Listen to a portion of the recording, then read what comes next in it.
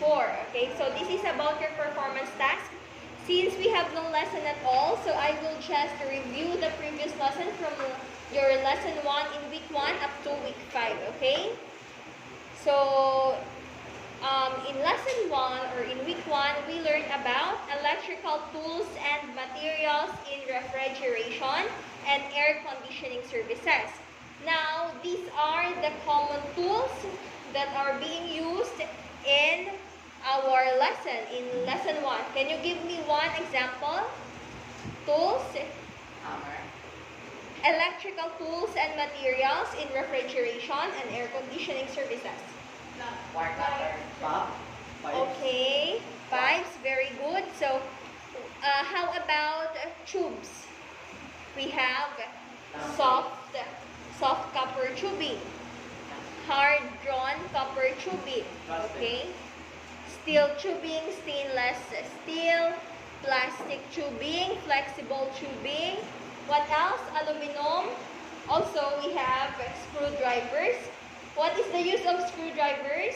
para sa mga screws, matanggakan. Okay, very good. So, ang instructor na nga pag-explain is to tighten and loosen the screws. Okay? How about wrenches? Para matighten na Okay, tighten and loosen what? nuts. Nuts and bolts. Very good. So, dagko na siya yan. Ginakuha natin sa, ginagamitan natin sa wrenches. How about pliers? What is the use of pliers? Kuslat sa wires. Very good. To cut and sometimes to bend.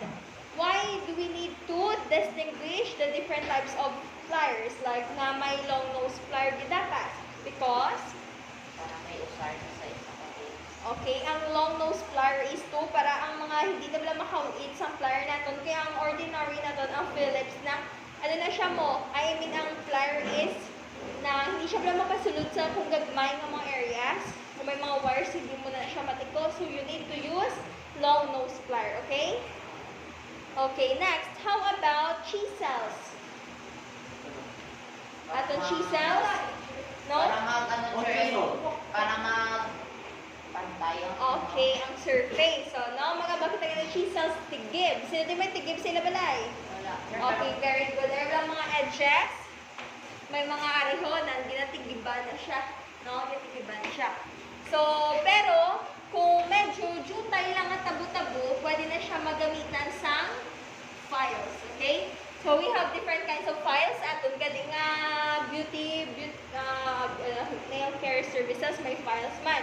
Is used to smoothen, very good, the surfaces. Kapag nagid bala ang mga woods or ang mga metals, nagid nagyan sa lagari. Okay? Nagid na smooth na sa para kasi masakitan kita, no? So, dapat hindi kita masakitan. Okay, next is punches. Punches, ginagamit pamuho. Okay? So, before you use your drill, so we have drill and we have ng screws. Hindi mo na siya automatic lang butang ang screws and then direct with drill if you are not using your punches. Okay? So, punches is used una pag may buho na siya naging because of punches, and then you can carefully put your screws and then you can do the drilling. Okay? Okay, sige. Kag na may pag siyang punches mga lagda, kaya pwede man siya magamit as smart. Okay, so are example.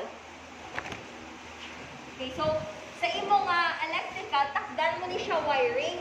So example, you will need to magutang ka din something wire para i-amod mo na din siya sa two-way nimo.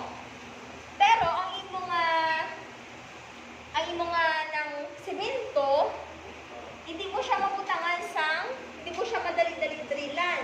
Kaya kung dali-dali mo siya drillan, nga wala mo siya nagbuhuan, gamay or punch, wala mo siya gamitan sa punch, mawasak ni ang kadakilid, okay? So, amo na siya, punch ang nagamay, pag may tanda na siya isang buho, dra mo na ibutang ang drill, kag, amo pagbutang mo sa mga screws nimo, okay? Okay, so, next, we have our, in lesson 2 or in week 2, we learn about performing the mensuration and calculations. We know already how to convert we know what are the tools and materials nga gingamit naton on how to measure or in measuring. So we have multi-tester, clamp meter, system analyzer, thermometer. Okay, so thermometer is very common, no? How about push-pull rule? Ano na siya push-pull rule naton? It is called pulgadira. Okay, so din may pulgadira sa ilabalay. Okay, ang yan nga kalawitan, pwede na siya ginabutang sa edge. Kag ibilin mo lang na siya. And then, pwede mo na ma-measure ang mga lagba ng mga distances. Okay? How about if you will be using or if you will need to measure the edges, squareness, or edges. Hindi mo ni siya makuha sa ruler lang ga. How to get the exact measurement using here. I-drawing lang ko. Using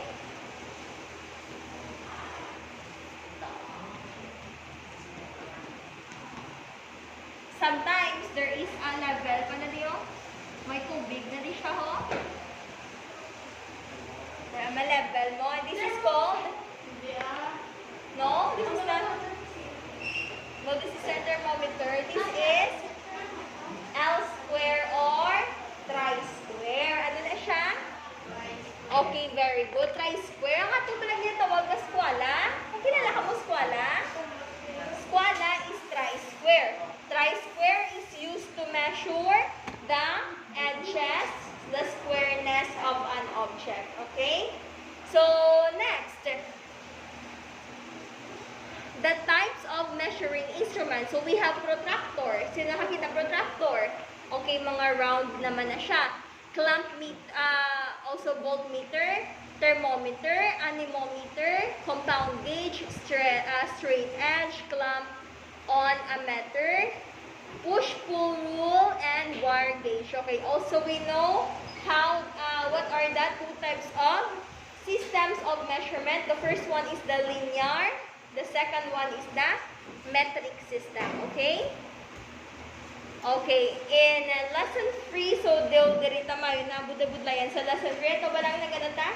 Nag-interpret na mga drawings design. So, magabata mo doon engineering na teacher how. So, mo na siya. Interpret technical drawings. Kag may ako naging bilin sa inyong copies ha. Sa inyong with 3 module copies ang mga drawings, okay? So, engineers and electricians do not use words when making a plan. They are using drawings, signs, or symbols para makaigo sa ilang blueprint, okay? Okay, in lesson 4 or in week 4, we discussed how to maintain tools and equipment.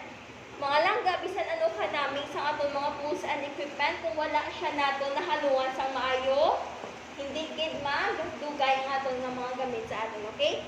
So that's why we need to learn how to maintain, properly clean, how to store them in good places, okay? So first, we need to keep them dry.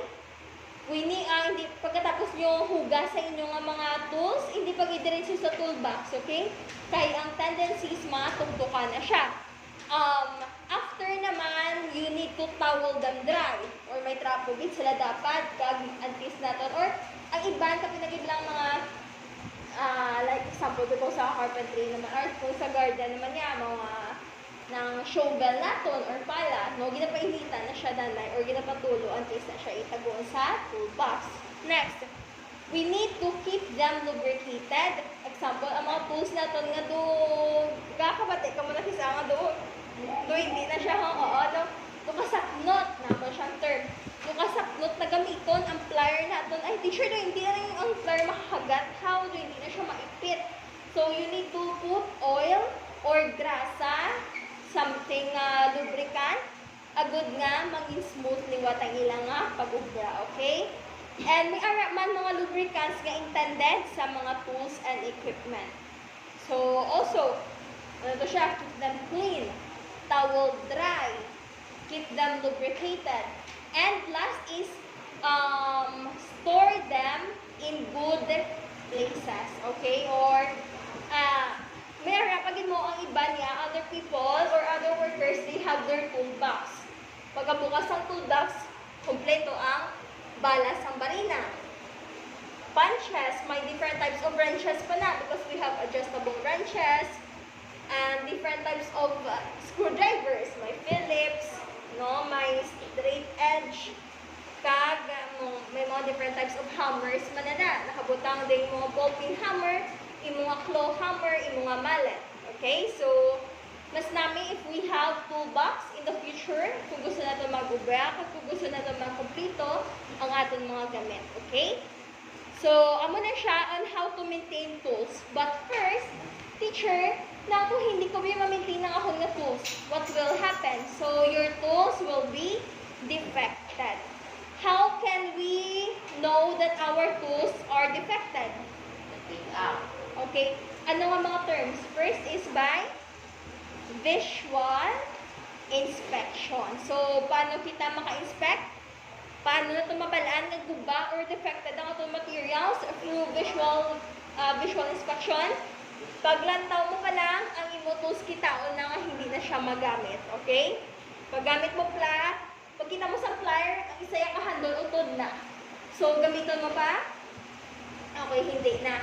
Yung testing mo pa siya para mabalaan mo ang guba? Wala na. So, by your by inspecting it visually, you already know that that tool is not able, okay, or defected. Next, functionality. Magambalaman kita functionality, okay, paglantaw mo, okay, pang iyang tsura, pero paggamit mo gali, defected na siya. Okay, amo na siya ang functionality. Next, performance. Pagkita mo sa tsura, ay okay pa. Paggamit mo ay okay pa, pero pigaw na ang iyang resulta. Okay? Kung kalagari, okay tsura. May handle, may frame, ang untoya, makakagat pa man. Pagkagamit mo, ay okay pa ang iyang, okay paggamit ko, pero wala nakabalik sa, or wala nakautod sa kahoy. So, ang iyang performance, good or hindi? Okay, hindi. So, those are the three ways or the three steps on how to distinguish if the tool is defected or not. Number one, very good visual inspection. Number two, functionality. Number three, perform. Okay, again. What are the three ways on how to distinguish if the tools are defected or not? Number one. Very good. Number two. Number three. Performance. Okay, very good. Also, we learn how to segregate. So, if nabalaan mo na nga ang tools mo guba, you need to segregate them sa hindi pa guba. Okay, so ihiwalay sila kay base maimpo lang sa Japon sa okay, kagaling guba na siya, so kaluoy sang next nga person nga magamit, base siya pa madisgrasya. Okay? Okay, so amo na siya.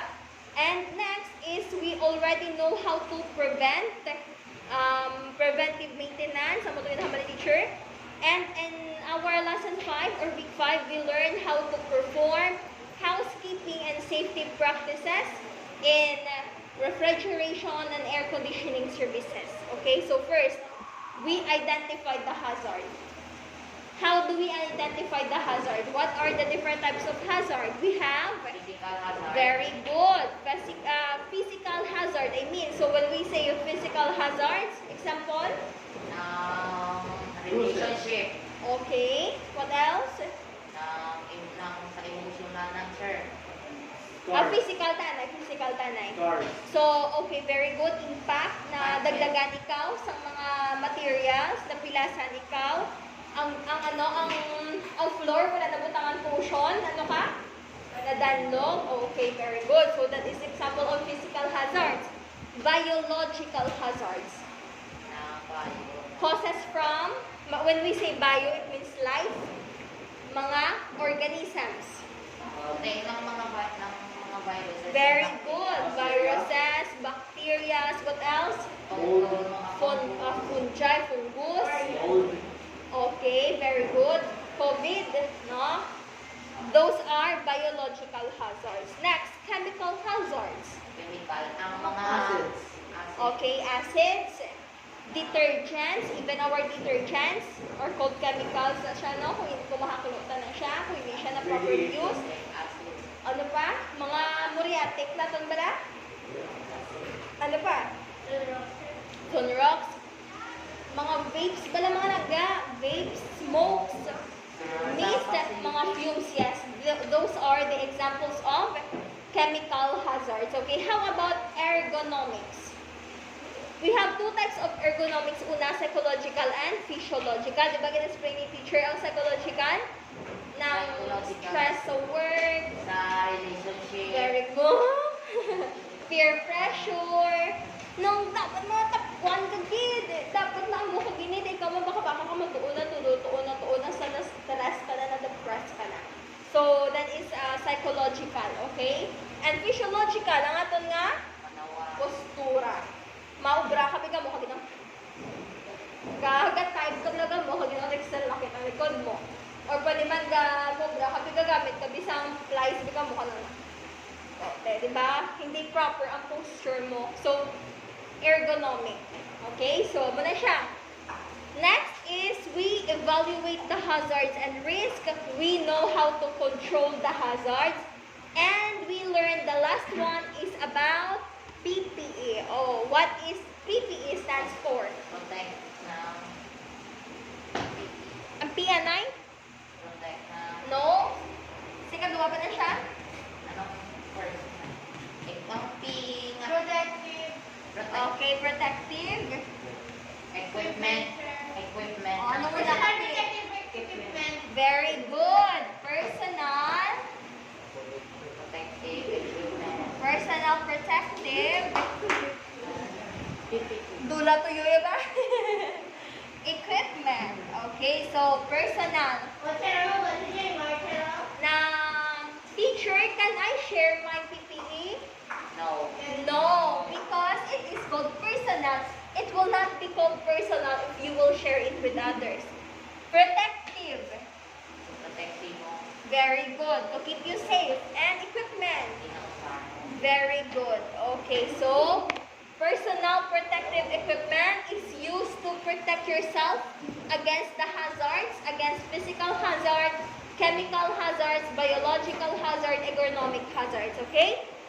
So, ang PPE naton, may ara kita from head to toe. Starts from head. What? Ano? Go. Hazmat. Hazmat. Very good. Helmet. Okay, goggles. Face mask. Langga goggles. Goggles. Okay. Face mask. Mask. Okay, or safety mask. Apron. Apron. Good.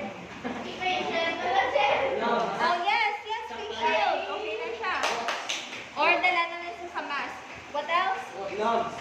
Oh, wala pa ta. Wala Face pa. shield. Dire na tayo sa baba. Wala. Sa shield, sir. Sa Vest. ear.